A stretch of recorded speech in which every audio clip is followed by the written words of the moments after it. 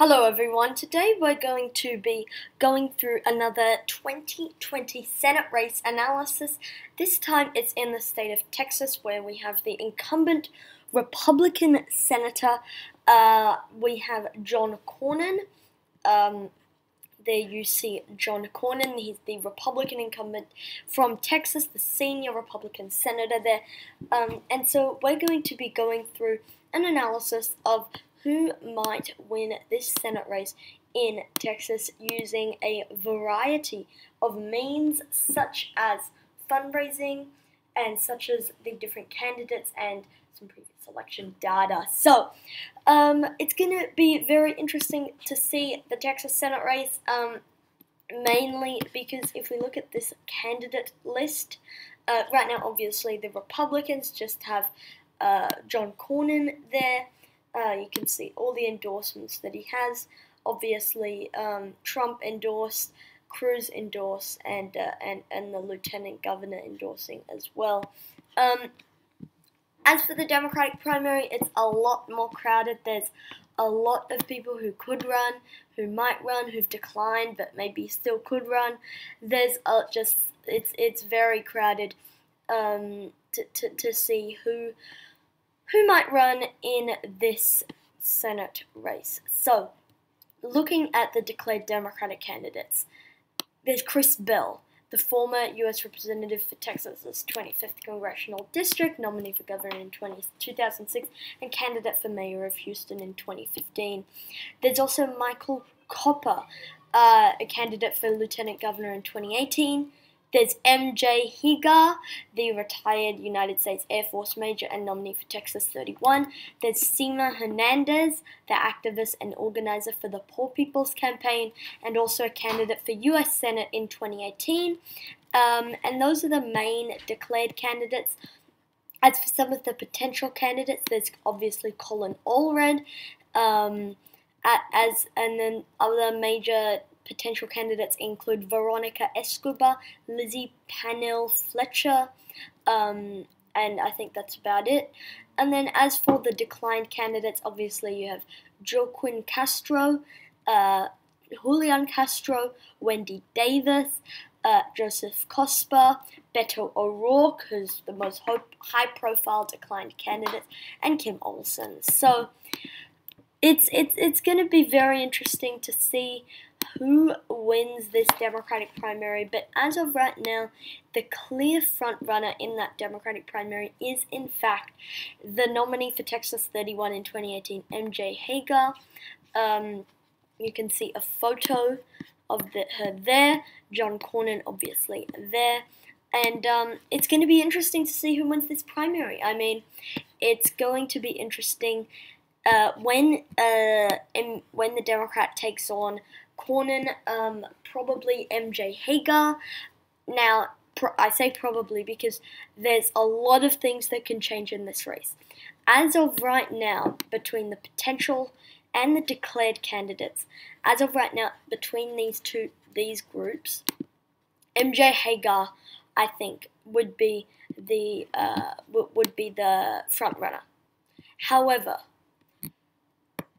there's so many wild cards in this race. You've got Julian Castro, you've got Wendy Davis, you've got Beto O'Rourke, who have all declined to run, but still might run in the end. So as for Julian Castro, he is running for president, but doesn't seem to be getting much steam. Right now, his Real Clear Politics average right now at 0.6%, so not getting much steam. But, again, things can change. Assuming that he does drop out of the race, it is possible that he does, in fact, make a run for that U.S. Senate seat, and that would be a game changer. As for Wendy Davis, I don't know if people remember Wendy Davis. She was the nominee for governor in 2014, running against Greg Abbott. She had a lot of excitement for her campaign, but lost in a landslide fashion. I really don't think that she's going to run. I mean, if we look over to Source 14, She says, quote, Davis also makes clear hashtag Texas Senate run isn't happening. Quote, there's a reason I made a decision not to run for this Senate seat. I've been very candid about the fact that my dear friend Joaquin Castro is someone that I'd like to see run. Obviously now, Castro seems to have declined a run, but I mean, there's so many things that can change. You got Joaquin Castro, you also got Julian Castro, who's right now running for president, but that could change. If he drops out, he could run for the Senate, and that would be a game changer. He would probably become the front runner in that sense. So there's a lot of wild cards in this race, but the biggest wild card by far is the former Texas Congressman Beto O'Rourke. So, here's the thing with Beto.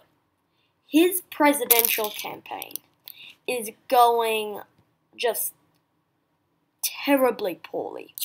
Right now, his Real Clear Politics average is 2.8%. That's not good. That's not good at all. And, in fact, in one of the more recent polls, where's Beto O'Rourke? In this Economist YouGov poll, he's actually polling at 1%. 1%. That is very bad news for Beto. And his average is 2.8. But, I mean, he's not looking good at all right now. Right now, obviously, at 2.8%, you can see he's kind of stabilized around this area. As soon as he announced, he shot up, and then he kind of slipped. But then once we got into June, he kind of stabilized at about 3.8%. Slowly started to slip. Now he's been stabilizing at about 2.5 to 3%, and so I mean, it's just like really not looking very good for the former Texas congressman. I wouldn't be surprised if he dropped out within the next few months. And so, as for Beto O'Rourke, if he decides to drop out and run for Senate, people are saying, he'll win easily, he'll go on, he'd obviously win the primary, and then also win the general. People are saying, it'll be a piece of cake, we'll be able to take down John Cornyn. But I'm not so sure, because one of the things about his 2018 run, which he lost, by the way, if we go ahead, I don't know if they still have it, Texas Democratic primary. Oh no, they don't still have it. Yeah, they don't still have it. So, so it's really like, people say that he's gonna win easily against Cornyn, and he might win. But the thing about his 2018 run was that he was a new person in the politics, and even though he had been a congressman, he hadn't been very outspoken. He was a low-profile congressman from El Paso, and then he decided to run for Senate. And so it's gonna be interesting. And assuming he does run for Senate again, one of the quote unquote magic that created his 2018 run was a lot of things, but he seems to have lost a lot of that. He was the guy who was like, I'm not a politician.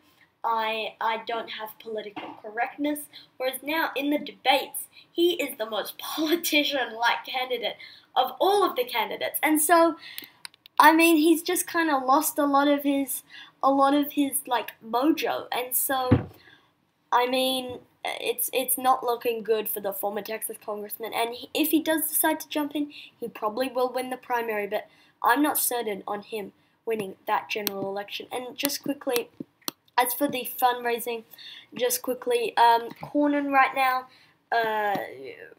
war chest at $9 million. He raised $2.5 million. He's much better prepared, much better spent. I'm just moving my chair. Has raised a lot more than any Democratic opponent. And taking into his approval rating, yes, it's not the best, but I think it is good enough to get him over the line. And so I'm gonna move Texas into the leaning Republican column.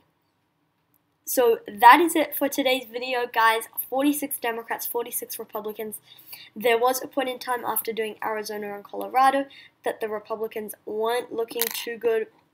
The Democrats were at 46, Republicans at 43. Republicans have now closed that gap to be all tied up with the Democrats. We're going to see how these two parties do over the red wall across into, we're going to be going to Iowa, then we're going to Kentucky, then over to Alabama, Georgia, North Carolina, Michigan, New Hampshire, and Maine. So it's going to be interesting to see this 2020 Senate race and this whole thing. By the way, yeah, so that's just the, by the way, that we'll be doing all of those different Senate races. Thank you guys so much for watching this video, and I hope to see you all in the next one. Good night.